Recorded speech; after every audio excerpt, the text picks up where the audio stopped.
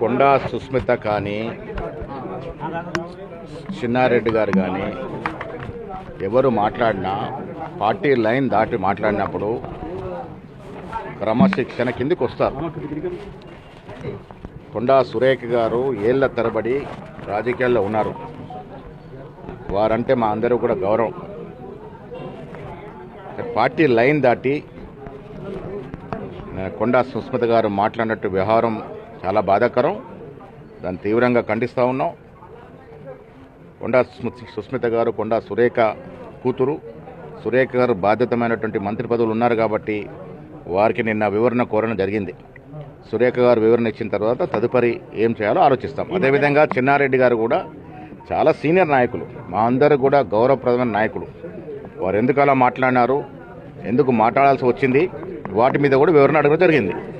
ఎవరైనా party line దాటినప్పుడు party నియమావళి ప్రకారము ఏ రకమైనటువంటి చర్యలు తీసుకోవాలో డిసిప్లినరీ కమిటీలో చర్చించి చర్యలు తీసుకుంటారు.